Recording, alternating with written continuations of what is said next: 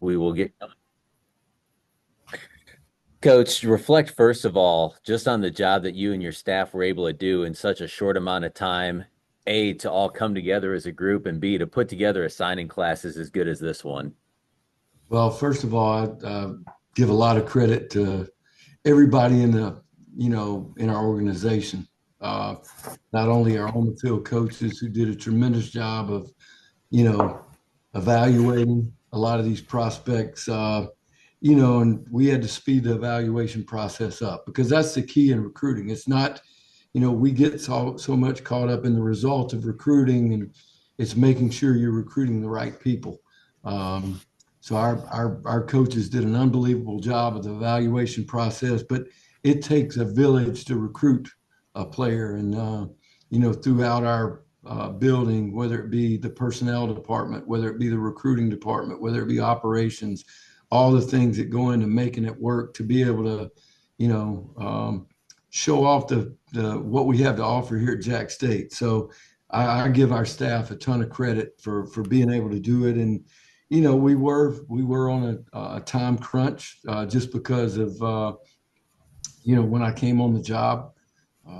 And we had to balance portal recruiting along with high school recruiting. And what I don't think what a lot of people realize, even the guys that signed early in December, they had the opportunity to go somewhere else if they chose to do so.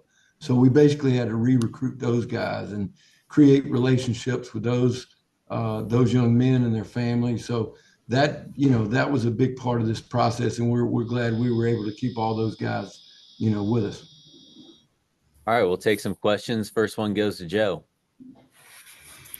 Yeah, Coach, could you speak to the two quarterbacks, Cunningham and Wimsett, and what they bring to the table, and where do you see them fitting in this first year? Well, both those guys. I was very familiar with Gavin because we played against him this year when I was at Auburn. He was he went into the game as a backup against Kentucky, and then they brought him in. And I've known him since he was at Rutgers. He has a lot of ability. Um, he's got a live arm, can really throw the ball, but he also has good running ability. He's got good size. He's been a really good leader since he's been here. Um, we were excited to be able to get him. Um, Cade is a guy that Coach Trickett has had experience with before. Big young man, very, athletic. I've been able to see him some in the off-season program so far. We'll get a lot more looks next week, when we start our fourth quarter program. But, I've been really pleased with the way those guys have come in and done. And then, of course, we signed the Jack Moran, who's the Gatorade Player of the Year in the state of New Jersey. Can really throw the ball. Big guy, another guy that's very sneaky athletically. He can move, run. So we're excited about him. When I took the job, I told some people they were a little bit, because of portal and all those things. I mean, they were really, when I got settled in, there was one quarterback on scholarship and basically one corner. So we had to get to work on that. And as of today, we got four quarterbacks on scholarship, and we got another guy that will be here that I can't talk about just because of NCAA rules on. But we feel like we're going to have five quarterbacks on campus that will be able to compete. Max. You signed a lot of local kids, but obviously Jamison Sissom from Etowah, Luke Gilbert at Pisgah, and then he was in the early class, but McCade, right? Can you just talk about what they could bring to the program? Well, first of all three are just really good athletes. And, I think when you look at our breakdown of where we targeted in high school recruiting, I mean, we signed 12 guys from the state of Alabama, um, and then four guys from the state of Georgia, four from the state of Florida. But local recruiting is very important to me because there are a lot of good football players around this area. And there are a lot of good football coaches that do a good job of developing players. So we would be crazy not to start and work out instead of go out and work in. Um, I think, Luke is a guy that's very multiple in what he can do, played both sides of the ball at Pisgah. I've known Coach Pruitt for, since he was in high school, or excuse me, in college here. I worked with his brother Jeremy. So we, you know, I know, and I know what kind of coaching he's had and just what he can do athletically. We feel like he can be really multiple for us on the offensive side of the ball. I'm really pleased with McCade. I mean, this is a big young man. I mean, and he hadn't even. I mean, he hasn't even finished growing yet. Super young man, super family. Um, like I told him, it'll be you know, it'll be interesting to see where Mother Nature takes him body wise.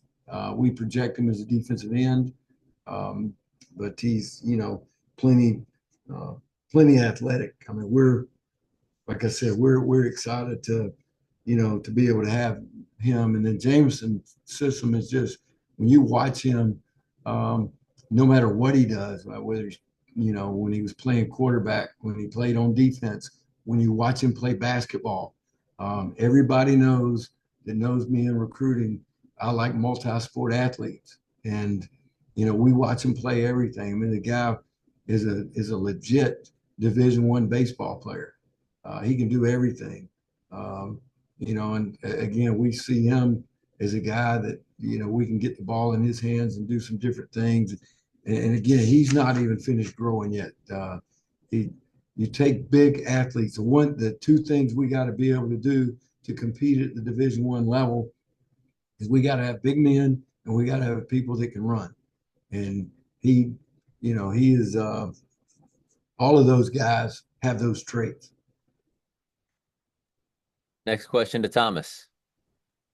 Hey, Coach. Curtis Perry is a guy that I know you were very familiar with, but just what was the conversation in bringing him to Jacksonville, and just what does he bring to the table as such an influential player, especially at the high school level at Pike Road? Well, you're exactly right. He's a very disruptive player. Um, he's I think when I talk to Curtis, I think when you're young, you go through learning curves when you get in college football. He's had a couple of experiences which I think has helped him really mature. He's been very impressive in these workouts. He's been very impressive as a leader, being out front. Um, I'm watching him run with the linebackers. I mean, that guy can move. He's probably about, I don't know, probably about 275 right now, and he doesn't look like he weighs that much. In fact, his body probably looks the best that I've seen him since he was in high school. So, he is a high motor player, can be very disruptive. I definitely think he's a 3-down player. Um, is going to bring some pass rush. Defensively, I felt like in the evaluation, we've had to get bigger guys up front, and we got to be able to create some pass rush, and then we got to cover them better in the back end. I mean, that's just part of what we got to do to improve defensively. So I think Curtis brings a lot to the table. Mark. Oh, I can't hear Mark. All right, now I'm here. I got All right. If I'm counting correctly, it looks like you signed 3 tight ends. Was that a point of emphasis for you? Yeah, I think in this game we want to be able to, we want different types of tight ends. We want tight ends that can flex out of the box, um, play like a receiver. Be able to. When you have good tight ends, you can create mismatches, offensively. If from a safety stand, if a safety's covering him, we can body him up. If a linebacker's covering him, we feel like we can out-athlete him. I think if you watch what Kirby's done at Georgia with the tight end position and how multiple they've been, we want to be able to do that. We want to be very versatile on offense, make people have to adjust. So when you've got big athletes that can do those types of things, it helps you offensively. I know as a defensive coach, one of the things that you look at when you see 12 personnel or 13 personnel on the field where you're playing with 2 or 3 tight ends, you have to change what you do. And you kind of have to pick a lane of how you want to defend it. And we feel like those guys can create some mismatches for us. Kyron. Hey, Coach, you talked about, having to speed up your process at the end of the year for recruiting. Was it a grading system that you had over the course of your career? Was it like an amalgamation of ideas and systems from the staff and the coaches? How did you come up with the guys to lock in on and really get them here for signing day?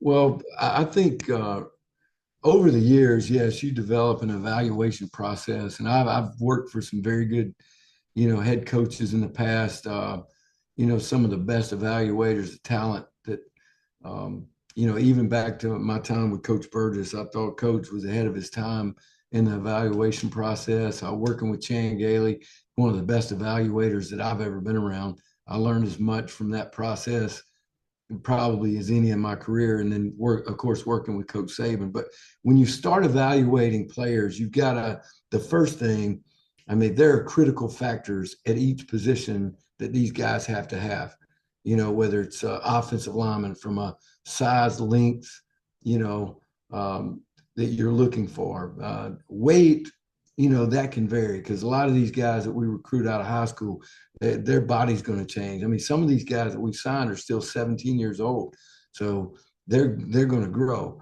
For me, like evaluating defensive backs, one of the things that we look for is length. So that is a critical factor. If a guy doesn't meet that criteria, then we have to move on. And then, of course, speed along with it. So what we tried to focus in on was like, let's narrow down the critical factors that we need, that we have to build a team that, that not only competes in this conference, but competes against every Division I team in this country. That's what we're trying to build.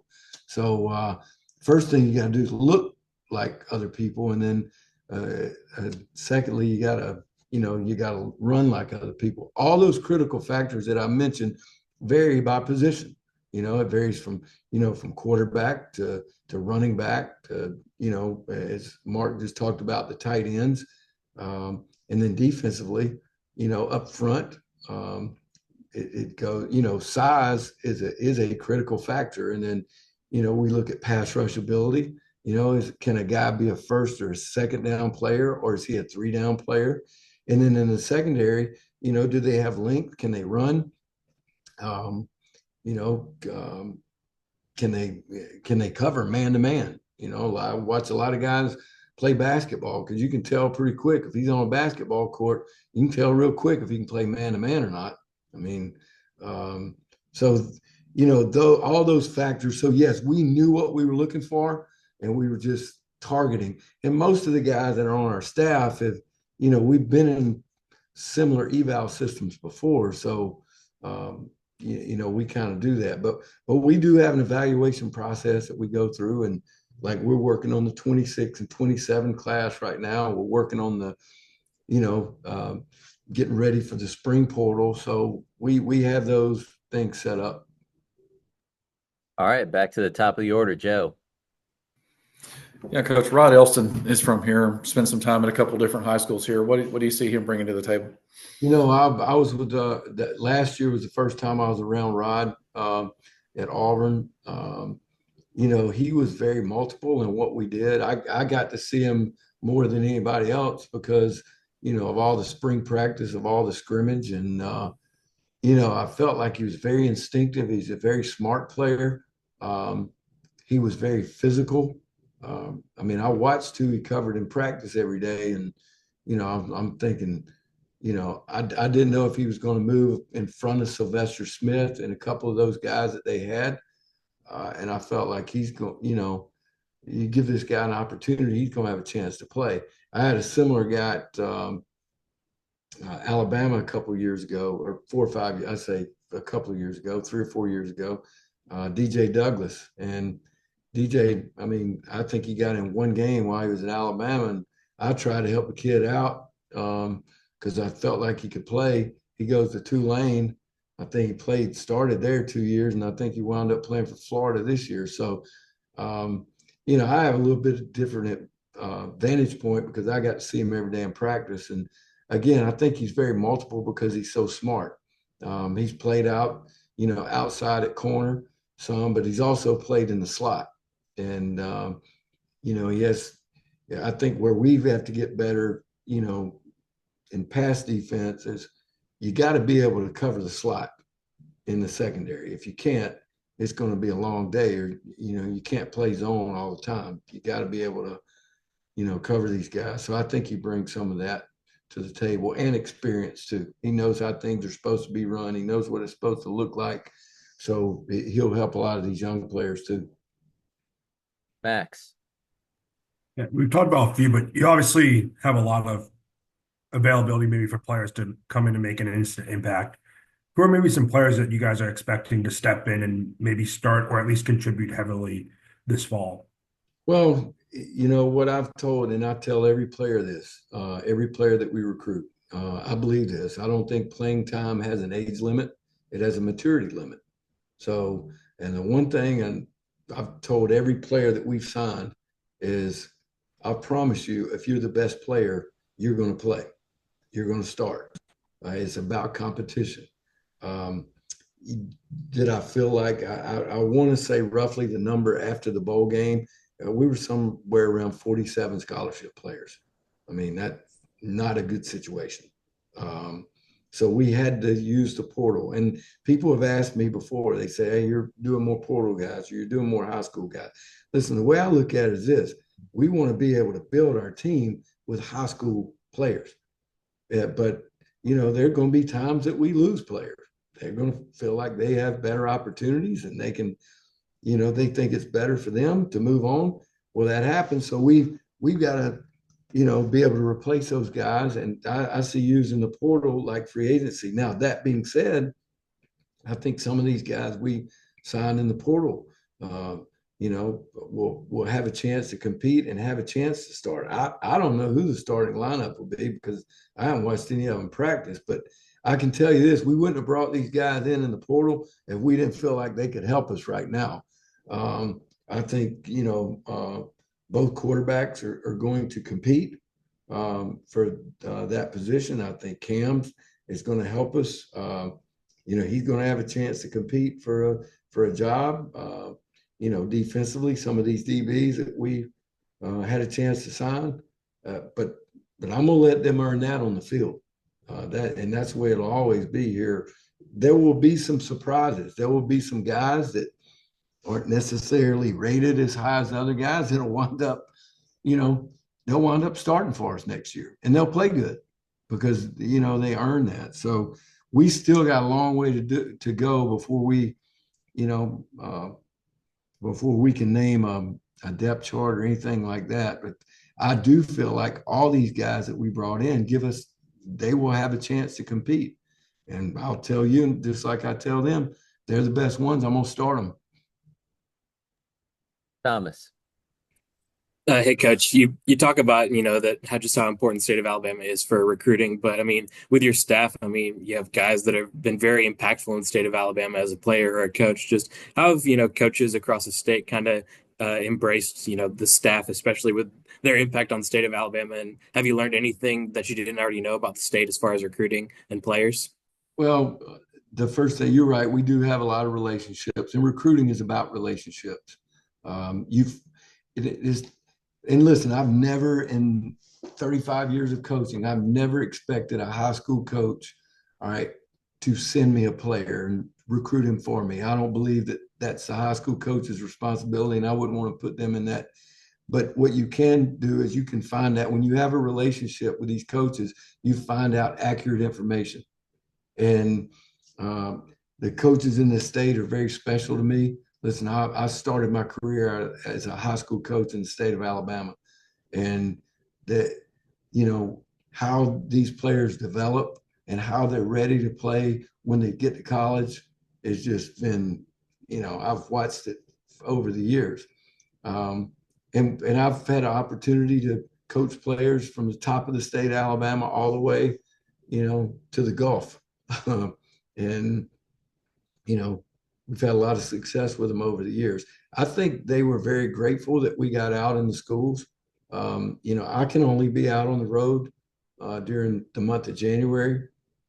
So that now they've made the December period dead. So really January, I got to be out and in these schools, and you can't recruit a place unless you go have a relationship. Um, Coach Dye, I remember, when he was coaching for Coach Bryant at Alabama, he was recruiting my dad's schools, and my dad didn't have anybody at that time that could play at Alabama, but he always came by there.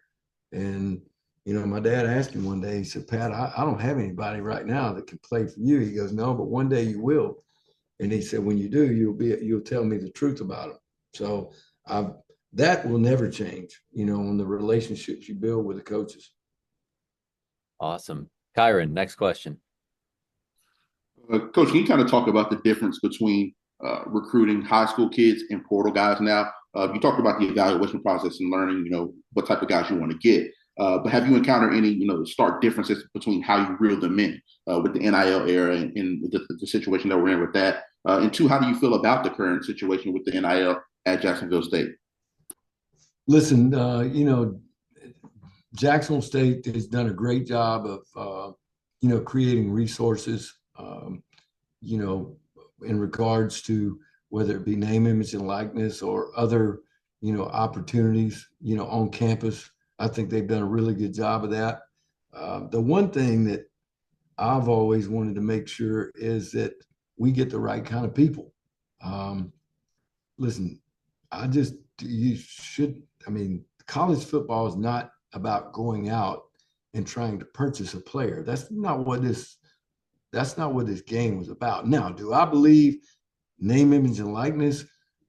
I believe in that. I mean, if a guy creates value for himself, all right, and people use his name, image, and likeness, all right, whether it's putting his face on ESPN every Monday, Tuesday, and Wednesday to get people to watch Thursday, Friday, and Saturday, absolutely. That young man deserves to benefit from that, or any other, it's like any other marketing thing in our country.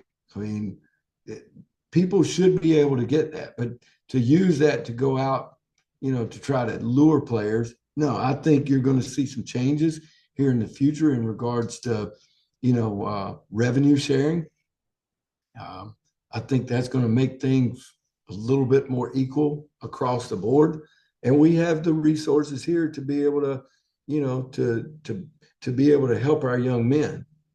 In regards to the portal, in my mind, what I'm looking for is this. I want guys that are looking for an opportunity to play, okay? Because when you really get paid is when you become a professional for the next 40 years of your life, whether it be in business, whether after graduation or having a chance to go to the NFL. Well, you're not going to go to the NFL unless you are on the field playing and competing. So in the portal, what I want to see is a guy that comes in here that says, I want an opportunity to play. I want an opportunity to be on this field competing so I can really get paid later on. I mean, that's kind of the way, I've approached the portal.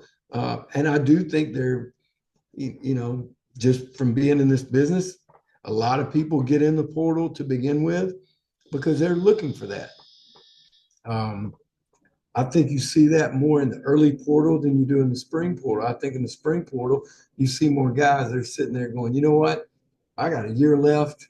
I mean, I'm sitting here, I'm rotating as a starter with this guy. Wherever I'm at, I need to be the guy. Do I have a chance to go on and do that?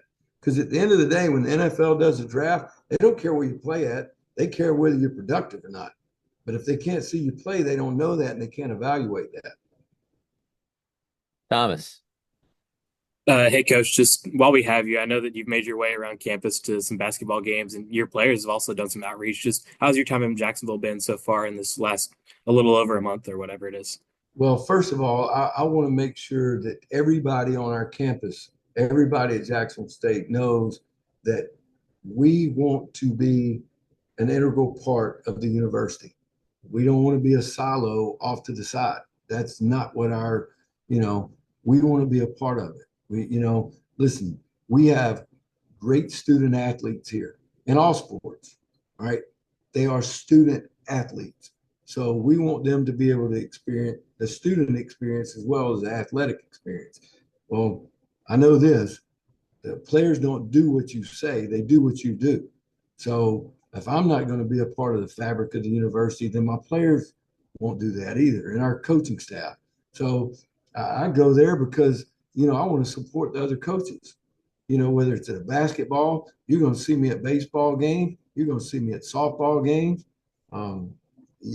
Whatever sport it is, I want to be able to support our other coaches, and then I want to support this faculty where, they do a lot for our young men, to help them. So I want to be able to do that. I mean, the football program, as well as our other athletic programs, they're the biggest window to the rest of the state, to the rest of the region, to the rest of the United States, to expose what Jacksonville State's all about. So we want to be a part of that. And I'm proud of our players, but our players, like, they enjoy going to support our guys. I mean, our guys are playing really good right now in basketball. So I want to see them play. I'm looking forward to watching them again. Kyron. Oh yeah, Coach. You recently, the Jacksonville State announced that Eric Davis is coming back to be the director of player development. Can you kind of talk about what it means to get a Hall of Famer, a guy that's been in the NFL, to come back and really, plant his roots again in Jacksonville State?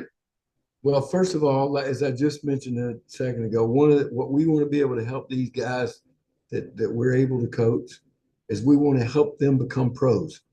And that means pros in whatever they do in life. When you come to school at Jacksonville State, it's not a 4-year decision, it's a 40-year decision. It's going to affect you the next 40 years of your life. So I wanted to be able to bring someone in here that had the Jack State experience, and had been to the highest level, not only athletically but professionally. Eric Davis has been successful at everything he's ever done. And the first time that, of course, I'd met him and seen him before, but the first time I really had a discussion with him on the phone, I was like, this guy will help not only our student athletes, but he will help everybody at this university. And I think it's important that your players have an opportunity every day to see somebody that has been where you've been. They sat in the same seat. The facilities may have changed, but they've been through the process. They've been to school here, and that is I think that's important for our players. And so I can't remember if I can't remember who it was that if Joe or Mark asked about the local recruiting. Well, there's a lot of good players here. You think about the local guys. Think about the guys within a 20-mile radius or here. Just say 50-mile radius. I mean, you take Eric Davis, you take Montrezl Kirby, you take Eric Mims. I mean, and I know that's from my era. I mean, there's a lot of other guys, but think about the guys that locally that were great players at Jacksonville State. So again, I think that Eric is going to help us, not only the football program, but the entire university. Coach, thanks so much for taking the time to meet with us today and discuss this exciting group of Gamecocks that you're bringing in. All right. Appreciate all your time and your coverage. Have a great day. Thank you.